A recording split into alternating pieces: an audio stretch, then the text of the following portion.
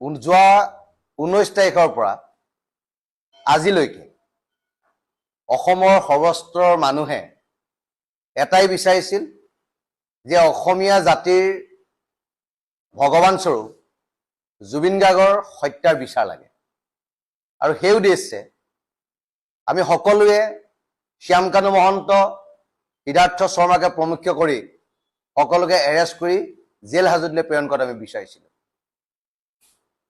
অসমৰ মাননীয় মুখ্যমন্ত্ৰীজনক আমি বাৰেপতি এই কথাটো কৈ আছিলোঁ যে আপুনি ক্ষিপ্ৰতাৰে কামবিলাক সম্পন্ন কৰক। কিন্তু আজি ভাল লাগিছে, দুৰ্গা পূজাৰ এই সময়ত অসমীয়া ৰাইজে বিচৰাৰ সেই দাবীটো, অসমীয়া ৰাইজৰ আৱেগ, অসমীয়া ৰাইজৰ স্বাভিমানক অসমৰ মুখ্যমন্ত্ৰীজনে সন্মান জনাইছে। আৰু অসমীয়া ৰাইজৰ হৃদয়ত জ্বলি থকা জুইকুৰা অলপ হ'লেও প্ৰশমিত কৰিবলৈ অসমৰ মুখ্যমন্ত্ৰীজন সক্ষম হৈছে। সেইকাৰণে অসমৰ মাননীয় মুখ্যমন্ত্ৰী হিমন্ত বিশ্ব শৰ্মা ডাঙৰীয়াক আমি ধন্যবাদ দিব বিচাৰিছোঁ যে আপুনি এটা জাতীয় দায়িত্ব পালন কৰি জুবিন গাৰ্গৰ ন্যায়ৰ ক্ষেত্ৰত আপুনি এখোজ আগবাঢ়িছে।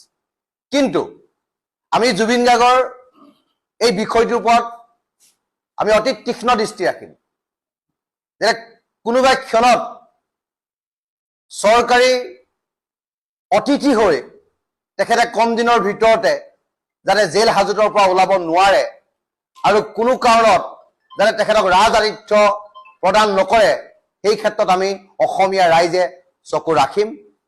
আৰু শ্যামকানু মহন্তই মানি লণ্ড্ৰিং কৰি যিটো অবৈধ সম্পত্তিৰ মালিক হৈছিল, গতিকে সেই অবৈধ সম্পত্তিবিলাক চিজ কৰিব লাগে, তেখেতৰ সকলো সম্পত্তি বাজেয়াপ্ত কৰিব লাগে আৰু চৰকাৰে এই ক্ষেত্ৰত অতি ক্ষিপ্ৰতাৰে সিদ্ধান্ত গ্ৰহণ কৰিব লাগে। আৰু সিদ্ধাৰ্থ শৰ্মা বোলা এই দালালিটোক কোনো কাৰণত কোনো কালে যাতে ওলাব নোৱাৰে জেলৰ পৰা, এই ব্যৱস্থা চৰকাৰে কৰিব লাগে।